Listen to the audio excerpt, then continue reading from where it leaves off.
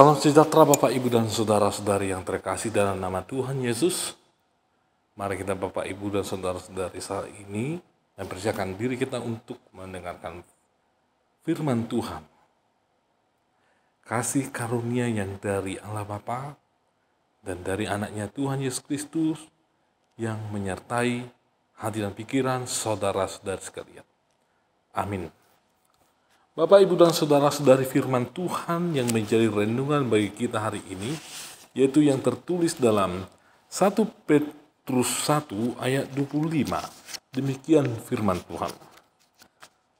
Tetapi firman Tuhan tetap untuk selama-lamanya. Inilah firman yang disampaikan Injil kepada kamu. Bapak, Ibu, dan Saudara-saudari, di dunia ini tidak ada yang kekal.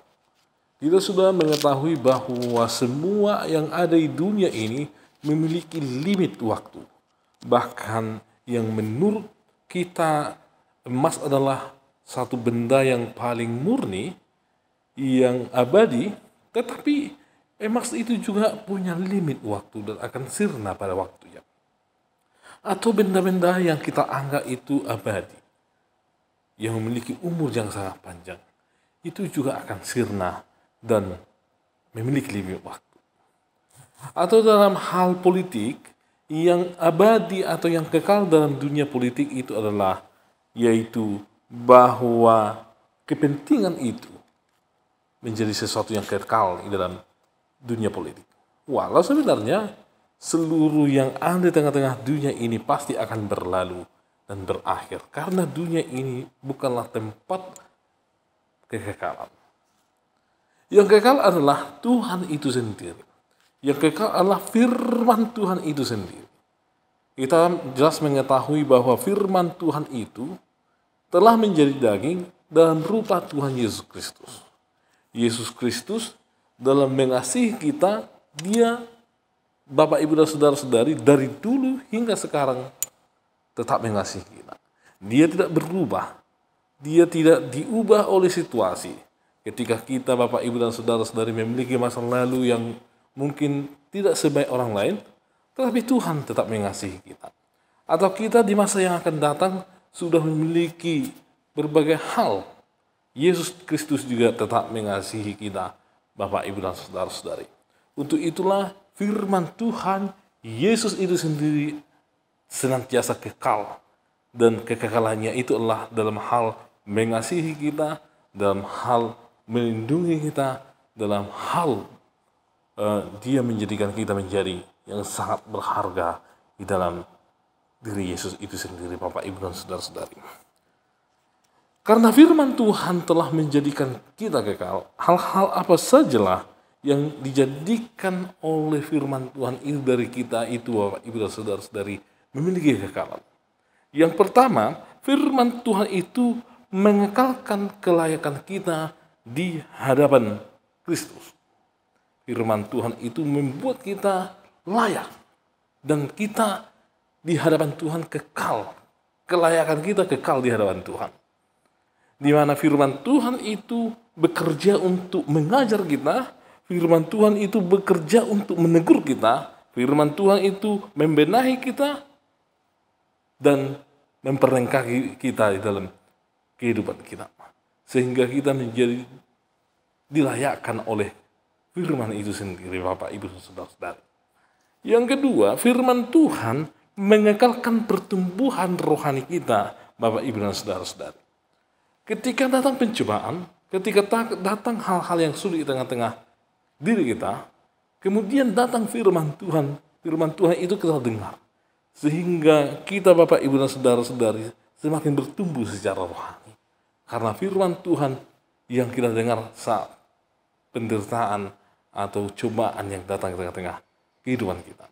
Jadi firman Tuhan itu sangat-sangat berfungsi untuk mengekalkan pertumbuhan rohani kita dalam kehidupan kita.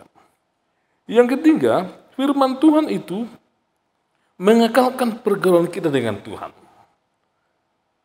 Di mana ketika kita dekat dengan Tuhan, di mana ketika kita rindu untuk mendengarkan firman Tuhan, membaca firman Tuhan, itu adalah bagian dari cara firman Tuhan untuk mengekalkan kita supaya kita semakin intim, semakin dekat dengan Tuhan. Pasti Bapak, Ibu, dan saudara-saudari, mereka yang rindu, mereka yang rajin mendengarkan firman Tuhan, mereka akan punya kepuasan, mereka akan bersuka cita di dalam Tuhan. Dan yang terakhir, bahwa firman Tuhan itu mengekalkan kesegaran rohani kita senantiasa. Apapun yang terjadi, ketika penderitaan yang berat datang, ketika datang godaan, namun ketika firman Tuhan itu datang kepada kita, maka firman Tuhan itu dapat dan sangat mungkin untuk menyegarkan rohani kita, supaya kita tidak jatuh kepada pencobaan, supaya kita tidak jatuh kepada dosa, supaya kita tetap tegar ketika ada pencobaan, supaya kita tetap setia kepada Tuhan. Karena firman Tuhan itu berkuasa untuk melakukan itu di dalam kehidupan kita, Bapak, Ibu, dan saudara-saudari. Oleh sebab itu, Bapak, Ibu, dan saudara-saudari, biarkanlah firman Tuhan itu senantiasa hadir dalam diri kita. Biarkanlah firman Tuhan itu hadir dalam rumah tangga kita. Biarkanlah firman Tuhan itu hadir dalam diri anak-anak kita, dalam keseluruhan hidup kita secara total. Karena ternyata firman itu membuat kita menjadi jauh-jauh sangat berharga. Membuat kita menjadi orang yang sangat dikasihi oleh Tuhan. Amin. Kami sungguh bersyukur ya Tuhan, karena firman Tuhan kekal, dan firman itu sangat mengasihi kami hingga saat ini ya Tuhan, bahkan sampai ke masa yang akan datang.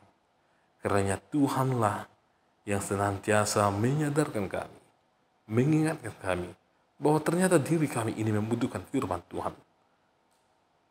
Dan kiranya Tuhan yang menegur kami ketika kami tidak serius di dalam mendengarkan firman Tuhan, atau keluarga kami ya Tuhan, kami tidak mengajak mereka untuk datang dalam kerinduan mendengarkan firman Tuhan.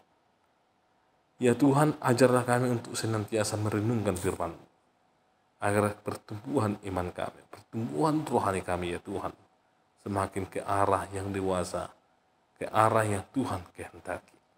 Berkatilah Tuhan jemaat-Mu, berkati keluarga dari jemaat-Mu ya Tuhan, dan anak-anak juga.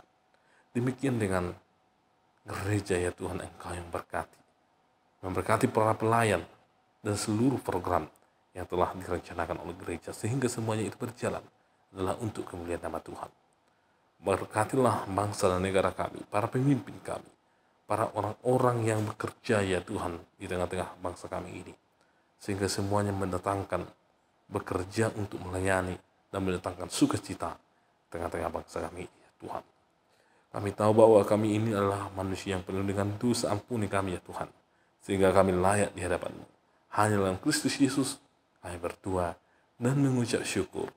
Amin. Anugerah dari Tuhan Yesus Kristus, kasih setia dari Allah Bapa, dan persekutuan dari Roh Kudus menyertai kamu sekalian. Amin. Idoha o jahat na toto